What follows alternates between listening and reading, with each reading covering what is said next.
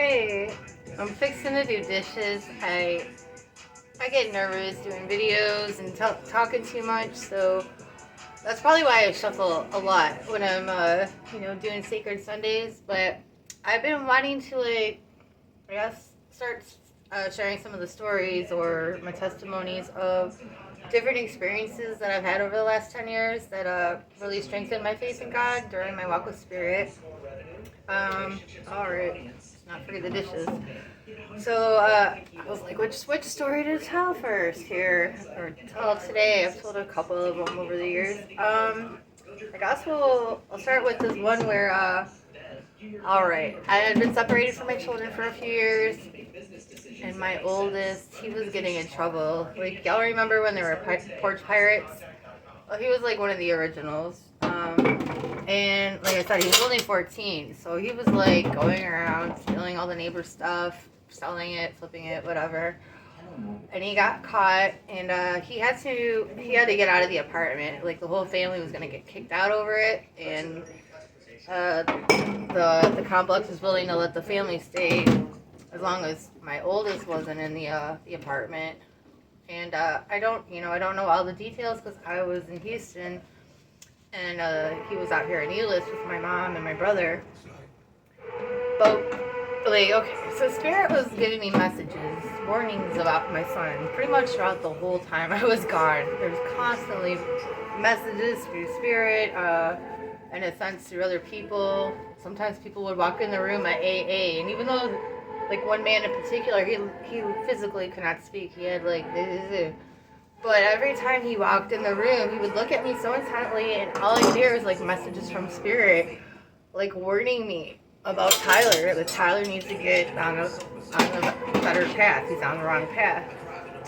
So I wasn't exactly shocked when I heard he was in trouble. I was kind of prepared for that.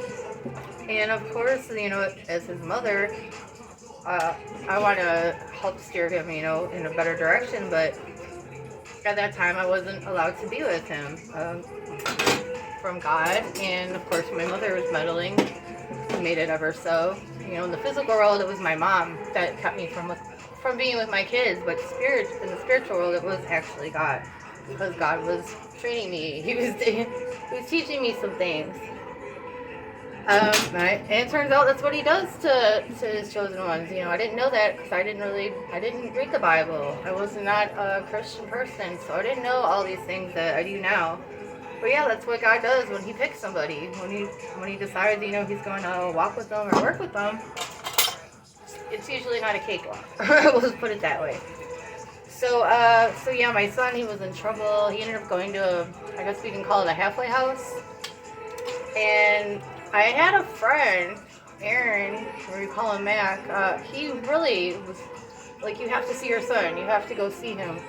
And of course I wanted to, but I had no car. Every time I tried to go see my child, or any of them for that matter, I would the person who was going to drive me their car would break down, or they'd get a ticket, or something bad would happen to them. I would end up in jail a couple times. Not with a charge, just so long enough to miss the ride.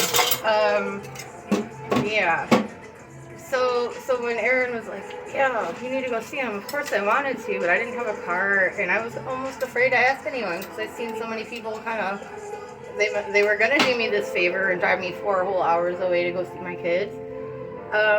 But something bad would happen to them. So it got to the point where I was almost afraid to ask for help to go see them because I didn't know how it would affect the person that was willing to help me. So Aaron, he did offer to take us. He actually had a little Saturn car. But Aaron, he was addicted to heroin at the time, and I certainly did not want to show up after years of not seeing my son. I did not want to show up with some dude freaking, yeah. No. And then there was also the thought, yeah, with your nodding out ass, am I even going to make it there to see him? So I had to decline the offer as much as I wanted to say yes. And Aaron was so mad at me, and I understand why. Of course, I need to see my son. He's screwing up. I need to go talk to him. And at least let him know Mom still cares, despite everything that's happening. But I had to say no to that. And I went to the Hope Center in Houston, on 1960, and I went there this one morning, and there was a new dude there in a white car. He was bumping music in the parking lot. We had to go through a process. You know, when they open in the morning, there's a line, you got to sign in. So he was outside waiting like everybody else for the doors to open and all that. And I never seen him there before, ever.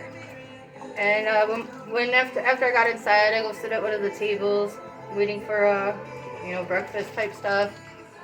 And the guy, he's a man actually, he's a boy. He came and sat at the table with me, same one with the white car. And I mean, if y'all follow me, you know I'm like, don't hit on me. I know I'm not even saying I'm good looking. I'm just saying don't hit on me, okay? Like I'm not interested. I got enough stuff going on. The last thing I need is some dude I gotta cater to. No offense. Sorry if you take offense. It's not about you. I just don't want it.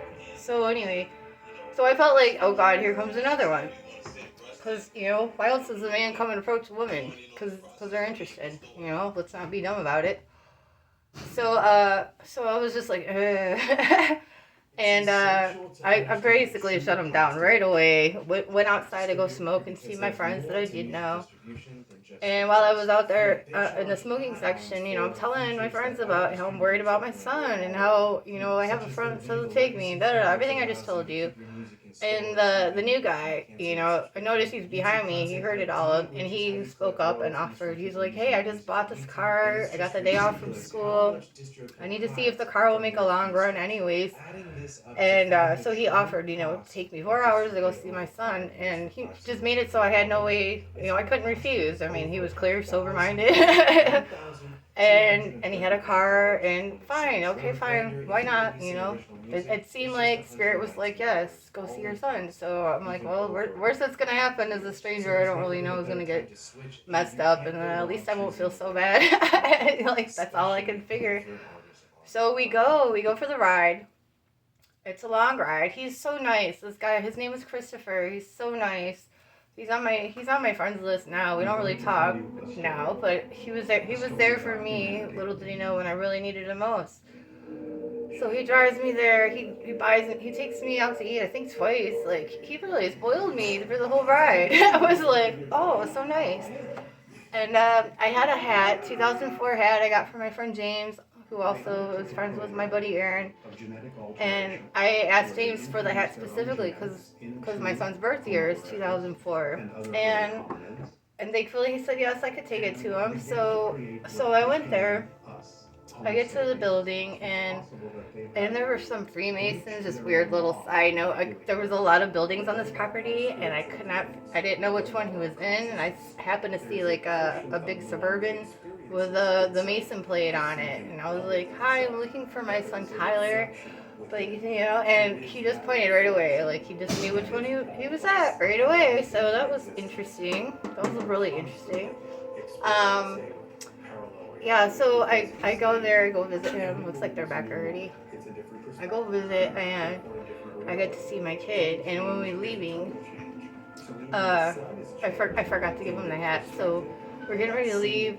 I'm like, oh crap, the hat. I grab the hat, and that's when I notice, or sorry, no, I didn't notice it yet. I get the hat, I give it to Ty, and I'm heading back to the car, and that's when I noticed on the back windshield it said Tyler with a cross. And come to find out, the guy who drove me, his name Christopher. I didn't know this, Spirits. Look it up. Christopher is the name of the patron saint of travelers. So that was just so cool. Speak of the devils.